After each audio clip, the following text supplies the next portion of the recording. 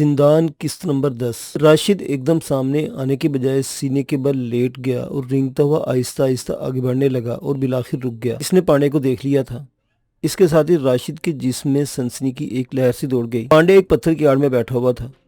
इसके हाथ में छोटा सा ट्रांजिस्टर रेडियो था जिससे वो अक्सर गाने सुना करता था, लेकिन इस वक्त रेडियो पर गाने नहीं आ रहे थे। ट्रांजिस्टर का एंटीना बाहर निकला हुआ था और पांडे इसके सामने मुंह किए बोल रहा था। मैं बहुत कोशिश कर चुका हूँ जनाब, वो कह रहा था। मैंने हर मुमकिन कोशिश की थी कि इनके ज़हन में ये बात बिठा दी जाए कि सफारी तेरा वादी लिपा या सियाचिन की तरफ गायब हुआ था, उसे उस तरफ तलाश करना चाहिए। लेकिन वो बजिद रहे कि त्यारा नंगा पर्वत के आसपास या कश्मीर के सरहदी इलाके में किसी जगह गिरा होगा। यस सर, यस सर, मैं इन्हें नंगा पर्वत के आसपास बर्फानी वादियों में घुमा रहा हूँ। जी मैं समझ रहा हूँ। मैं 2 मरतबा वो कागजात हासिल करने की कोशिश कर चुका हूँ मगर कामयाब नहीं हुआ। वो कागजात पार्टी लीडर नदीम के कब्जे में है। वो बहुत चालाक आदमी है। मैंने पार्टी में शामिल मुनीका नामी एक फ्रांसीसी लड़की को इसके पीछे लगा दिया है। हाँ हाँ, मुझे मुनीका पर पूरा भरोसा है। मैं समझ गया सर, मैं मुनीका को समझा दूंगा। दरअसल इसने अभी तक ऐसी की कोशिश नहीं की। जी मुझे यकीन है कि मुनीका इसे अपने जाल में फंसा लेगी। यस सर, यस सर, मैं समझ गया सर। 2 खूंखार भेड़ियों ने हमें बहुत परेशान कर रखा है। पार्टी के 2 आदमी इनके हाथों मारे जा चुके हैं। इन भेड़ियों की वजह से मैं भी कुछ महदूद होकर रह गया हूँ, इसलिए कई रोज़ तक आपसे रब्ता नहीं कर सका। ठीक है सर, मैं वो कागजात हासिल करने की पूरी कोशिश करूँगा और मौका मिलते ही आपको इत्तला दूंगा। Over and all. पांडे की ये गुफ्तगू सुनकर राशिद के रोंगटे खड़े हो गए। इस गुफ्तगू से इसे समझने में देर नहीं लगी कि पांडे भारतीय जासूस था और बाकायदा प्लानिंग के तहत इनकी इस मुहिम में शामिल हुआ था। राशिद को याद आ रहा था कि शुरू में इसने नदीम और पार्टी के दूसरे साथियों को ये बावर कराने की कोशिश की थी कि वो गुमशुदा त्यारा वादी लीपा या सियाचिन की तरफ कहीं गिरा होगा। वो पार्टी को उस तरफ ले जाना चाहता था। राशिद अच्छी तरह जानता था कि वादी लीपा में पाकिस्तान की नहायत अहम फौजी तनसीबात थी। इस वादी में पाक फौज के जवानों को बर्फानी इलाकों में जंग की तरबियत दी जाती थी और सियाचिन तो वो इलाका था जिसे पाकिस्तान की शारक कहा जा सकता था। वो दुनिया का बुलंद तरीन महाज जंग था। सियाचिन पर कब्जा करने के लिए भारतीय फौज कई बार कोशिश कर चुकी थी और सिर्फ एक मौका ऐसा आया था जब भारतीय फौज कुछ अर्सा के लिए सियाचिन पर काबिज होने की कामयाब हो सकी थी, लेकिन फिर पाक फौज के जयालों ने इन्हें मार भगाया था। पांडे इस पार्टी के साथ लीपा या सियाचिन की तरफ जाना चाहता था ताकि वहां से फौजी राज हासिल करके अपनी हुकूमत को आगाह कर सके। राशिद की रगों में खून लावे की तरह खोल रहा था। इसका दिल चाह रहा था कि अभी और इसी वक्त पांडे का गला घोंट दे, लेकिन पहले वो अपने साथियों को पांडे के बारे में आगाह करना चाहता था। ये सोचकर वो वापस जाने के लिए मुड़ा, लेकिन एक पत्थर इसके पैर से टकराकर चट्टान पर लुढ़कता हुआ पांडे के बिल्कुल सामने गिरा। पांडे ने चौंक कर ऊपर देखा। राशिद ने पीछे हटने की कोशिश की मगर वो पांडे की नज़रों में आ गया और इससे पहले कि राशिद चट्टान से उतर सकता, पांडे इंतहाई फुर्ती का मुजाहरा करते दूसरी तरफ से चट्टान पर आ गया और बड़ी फुर्ती से जेब से पिस्तौल निकालकर राशिद को जद पर ले लिया। तुमने मेरी बातें सुन ली? पांडे के हलक से हुर्राहट से निकली। लेकिन अब तुम यहाँ से जिंदा वापस नहीं जा सकोगे। तुम्हारा राज खुल चुका है पांडे, राशिद ने जवाब दिया। अब मैं समझ गया हूँ कि तुम हमारी पार्टी में शामिल क्यों हुए थे, लेकिन तुम अपने मकसद में कभी कामयाब नहीं हो सकते। तुम लोगों ने हमेशा हमारे मुल्क के खिलाफ साजिशें की हैं मगर हमेशा मुंह की खाई है और इस दफ़ा भी तुम अपने मकसद में कामयाब नहीं हो सकोगे। यहाँ से जिंदा वापस जाओगे तो मेरे बारे में दूसरों को कुछ बता सकोगे ना। चलो उस तरफ चट्टान से नीचे उतरो। पांडे घुर्राया। राशिद इसके आगे आगे चलता हुआ चट्टान से नीचे उतरने लगा, लेकिन आधा रास्ता तय करते ही इसने घूमकर अचानक ही पांडे के पिस्तौल वाले हाथ पर ठोकर मार दी। पिस्तौल पांडे के हाथ से छूटकर हवा में उड़ता हुआ दूर जा गिरा, लेकिन इसने बड़ी फुर्ती का मुजाहरा करते हुए राशिद पर छलांग लगा दी। दोनों एक दूसरे को रगेदते हुए चट्टान से लुढ़कने लगे। चट्टान के दामन में पहुंचते ही राशिद ने अपने आप को इसकी ग्रिप से छुड़ा लिया। वो उठकर भागना चाहता था, लेकिन पांडे ने बड़ी फुर्ती इसकी टांग पकड़ ली। राशिद मुंह के बल गिरा, लेकिन इसके साथ इसने दूसरी टांग घोड़े की दुलत्ती की तरह चलाई थी। इसका पैर पांडे के मुंह पर लगा। पांडे के मुंह से कराह सी निकल गई।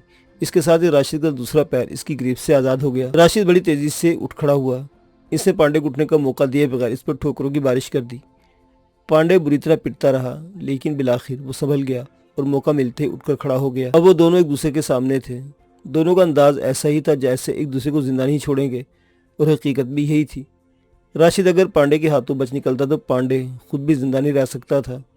पांडे के दूसरे आदमी जासूसी और गद्दारी के जुर्म में इसे मार मार कर ख़त्म कर देते। वो पाकिस्तानियों को अच्छी तरह जानता था। इन्हें अपने वतन से बेइंतहा मोहब्बत थी। अगर ये दोस्त के लिए अपनी जान तक कुर्बान कर सकते थे तो दुश्मन को जिंदा भी नहीं छोड़ते थे। पांडे का राज खुल गया था, लेकिन ये राज सिर्फ एक आदमी तक महदूद था। राशिद की ज़िंदगी इसकी अपनी मौत थी और राशिद की मौत इसकी ज़िंदगी की ज़मानत बन सकती थी, इसलिए वो हर कीमत पर राशिद को ख़त्म कर देना चाहता था। पांडे ने अचानक ही आगे बढ़कर राशिद के मुंह पर घूंसा मारना चाहा, मगर इसने पांडे की बाएं हाथ की कलाई पर रोका और दाएं हाथ से इसके पेट में जोरदार घूंसा रसीद कर दिया। पांडे बिल बिलाकर दोहरा हो गया। राशिद ने घुटने से इसकी थोड़ी पर ठोकर मारी। पांडे ठोकर खाकर सीधा हुआ तो इसने एक बार फिर इसे लातों और घूंसों पर रख लिया। दोनों लड़ते हुए एक गहरे खड्ड के किनारे पर आ गए। इस वक्त तक पांडे संभल चुका था। अब इसने बड़ी फुर्ती से झुककर पतलून के पैंचे के अंदर पिंडी पर बंधा हुआ एक दो धारी खंजर निकाल लिया। पहले पिस्तौल और पांडे के पास ये खंजर देकर राशिद को बड़ी हैरत हुई थी कि ये चीजें इसके पास कहां से आ गई थी। इसके हाथ में वो खंजर देकर राशिद की आंखों में बहरहाल किसी कदर खौफ उभर आया था। मुझे यकीन था कि मुहिम के दौरान किसी न किसी वक्त मुझे ऐसी सूरत हाल का सामना करना पड़ेगा, इसलिए मैंने इस किस्म का बंदोबस्त पहले ही कर लिया था। ये पिस्तौल और खंजर मैंने तुम लोगों से छुपकर स्टोर से खरीदा था और अब ये खंजर तुम्हारी जिंदगी का खात्मा कर देगा। पांडे ने इसके सामने मखसूस अंदाज में खंजर लहराते हुए कहा। खंजर देकर राशिद किसी हद तक खौफजदा सा हो गया था। इसकी नजरें पांडे के खंजर वाले हाथ पर मरकूज थीं और फिर पांडे ने अचानक ही आगे बढ़कर राशिद पर हमला कर दिया। राशिद ने बड़ी फुर्ती से एक तरफ झुककर अपने आप को बचाया। पांडे ने फौरन दूसरा वार किया। इस मरतबा खंजर की नोक राशिद के बाएं बाजू के गोश्त चीरती हुई निकल गई। राशिद की मुंह से सिसकारी सी निकल गई। पांडे के चेहरे पर बेपनाह दरिंदगी थी। इसने एक और हमला किया। इस मरतबा राशिद ने इसका वार रोक लिया और दोनों हाथों से इसकी खंजर वाली कलाई पकड़कर मरोड़ने लगा। दोनों कुव्वत आजमाई कर रहे थे। पांडे का बाजू बिल्कुल मुड़ गया और बिलाखिर खंजर इसके हाथ से निकलकर नीचे गिर गया। राशिद ने घुटने से इसके पेट पर ठोकर मारी। वो दोनों एक बार फिर एक दूसरे पर ठोकर और घोंसे बरसाने लगे। वो खड्ड के बिल्कुल किनारे पर थे। राशिद एक घोंसा खाकर लड़खड़ा गया। इसने संभलने की कोशिश की मगर इसका पैर फिसल गया। खड्ड में गिरते हुए इसने किनारे के एक पत्थर को पकड़ लिया। पांडे उस वक्त तक चंद कदम दूर था। राशिद इस पत्थर को थामे ऊपर आने की कोशिश कर रहा था, मगर पांडे दौड़कर इसके करीब पहुंच गया। इसके हाथों पर ठोकरें मारने लगा। इसके वजनी जूतों से राशिद की उंगलियां कुचली गईं। बिलाखिर पत्थर पर से इसकी ग्रिप छूट गई और वो खड्ड में लुढ़कता चला गया। पांडे खड्ड के किनारे पर खड़ाई से देखता रहा। राशिद तकरीबन 100 फीट नीचे जाकर रुका था, लेकिन वो बेहिस हरकत हो चुका था। पांडे को यकीन था कि राशिद खत्म हो गया था। इतनी बुलंदी से पत्थरों पर लुढ़कने के बाद किसी का जिंदा रहना मुश्किल ही था। पांडे ने खंजर को पतलून के नीचे पिंडी पर लपेटते हुए चमड़े के स्ट्रिप में उड़स लिया। फिर पिस्तौल तलाश करके जेब में डाला और अपना रेडियो उठाकर अपना हुलिया दुरुस्त करने लगा। इसके 1 मिनट बाद वो आसमान की तरफ मुंह करके इस तरह आवाज़ें निकालने लगा जैसे कोई कुत्ता या भेड़िया रो रहा हो, और फिर इसके बाद तेजी से कैंप की तरफ दौड़ने लगा। पांडे जब कैंप में पहुंचा तो इसका सांस बुरी तरह फूला हुआ था। चेहरे पर बदहवासी नुमाया थी। क्या हुआ? नदीम ये कहते हुए इसकी तरफ लपका। वो भेड़िया। पांडे सांस पर काबू पाने की कोशिश करते हुए हकलाया। भेड़िया राशिद को ले गया। वह गहरे खड्ड में गिरा था। नदीम और काबूस राइफलें उठाकर चट्टानों की तरफ दौड़े। थोड़ी देर पहले भेड़िए की आवाज़ उन्होंने भी सुनी थी। पांडे कैंप में ही रह गया था। नदीम और काबूस भी आखिर उस जगह नीचे गए जहाँ खड्ड में राशिद पड़ा हुआ था। इसके साथ ही नदीम का दिल उछलकर हलक में आ गया। 2 सफेद भेड़िए राशिद के आसपास चक्कर लगा रहे थे। नदीम और काबूस ने बेअकबक फायर किए। भेड़िए एक तरफ को भाग गए। दोनों खड्ड में आ गए। जिस जगह राशिद पड़ा था वहां तक पहुंचना बड़ा मुश्किल काम था, मगर नदीम किसी न किसी तरह वहां पहुंच गया। राशिद खत्म हो चुका था। इसकी लाश टूटी फूटी थी। आसपास खून बिखरा हुआ था। नदीम को समझने में देर नहीं लगी कि भेड़िया राशिद को ऊपर से खींच रहा होगा कि नीचे गिरने से वो खत्म हो गया। नदीम कुछ देर तक राशिद की लाश को देखता रहा। फिर दफतन इसकी नज़र उस पत्थर पर पड़ गई जिस पर राशिद का हाथ था। दूसरे लम्हे नदीम चौंक गया। राशिद ने शायद मरने से पहले अपने खून से कुछ लिखने की कोशिश की थी, और फिर नदीम की समझ में आ गया वो क्या लिखना चाहता था। पांड। राशि यकीनन कुछ लिखना चाहता था, लेकिन जिंदगी ने इसे लफ्ज़ पूरा करने की मोहलत नहीं थी।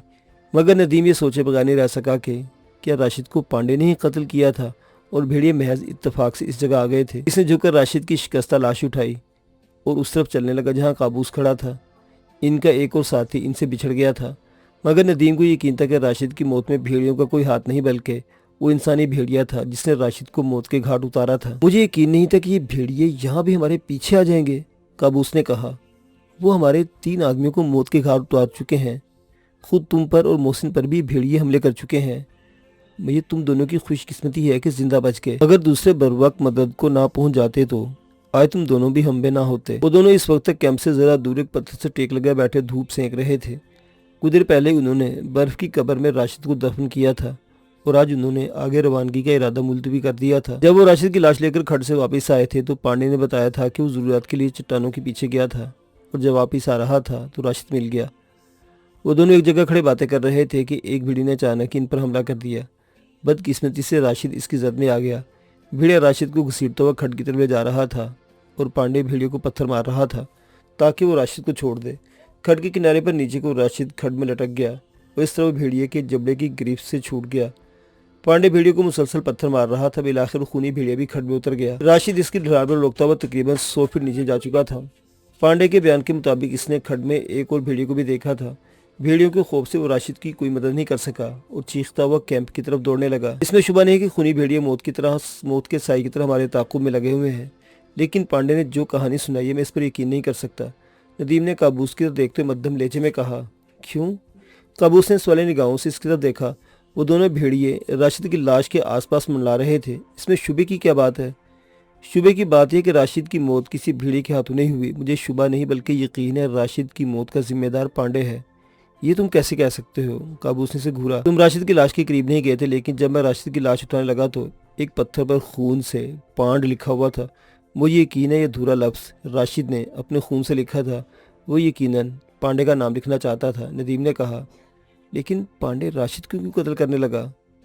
इसकी राशिद से क्या दुश्मनी हो सकती है? काबूस बोला। तुम शायद उन कागजात को भूल रहे हो जो चंद रोज़ पहले एक गार में एक ढांचे के लिबास से मिले थे। नदीम ने कहा। लेकिन वो कागजात तो तुम्हारे पास हैं। काबूस बोला। हाँ, इन कागजात के हसूल के लिए 2 मरतबा कोशिशें हो चुकी हैं। नदीम ने कहा। पहले इसने उस रात मोनिका वाली कोशिश की तफसील बताई, फिर बोला। कर रहा तुम लोग ये समझे थे कि मैं रास्ता भटक गया और तुम लोग मुझे तलाश करते रहे थे, लेकिन हकीकत कुछ और है। क्या मतलब? क्या कहना चाहते हो? काबूसे से घूरा। कल रात आखिरी पहर मैं एक फितरी तकाजे से उठकर कैंप से बाहर आ गया था। मैं कुछ ज़्यादा दूर भी नहीं गया था कि झाड़ू के करीब बैठा हुआ था कि किसी ने मुझ पर छलांग लगा दी। मैं समझा कि खूनी भेड़िए ने हमला कर दिया है। मारे खौफ के मेरे मुंह से चीख निकल गई, लेकिन बाद में पता चला कि मेरे ऊपर छलांग लगाने वाला भेड़िया नहीं, कोई इंसान था जिसका चेहरा छुपा हुआ था। हम दोनों में देर तक लड़ाई होती रही। मुझे हैरत है कि हमारी धींगा मुश्ती की आवाज़ें कैंप के सामने पहरा देने वालों तक नहीं पहुंच सकी। हमलावर ने मुझे ढलान पर धकेल दिया। मैं लुढ़कता एक पत्थर से टकराया। मेरे सर पर चोट लगी और मैं बेहोश हो गया। जब मुझे होश आया तो मैं किसी और जगह पड़ा हुआ था। होश में आते मुझे अपनी जेबों का ख्याल आया। मैंने सब कुछ चेक किया, हर चीज़ मौजूद थी, मगर बेहोशी के दौरान मेरी जेबों की तलाशी ली गई थी। और वो कागजात? काबूस ने इसके खामोश होने पर पूछा। वो मैंने किसी ऐसी जगह छुपा रखे हैं कि किसी को इनका पता नहीं चल सकता।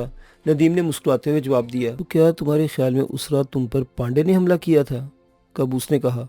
मुझे शुबा है, नदीम ने जवाब दिया, और राशिद की अलमनाक मौत से मेरा ये शुबा अब यकीन में बदलता जा रहा है।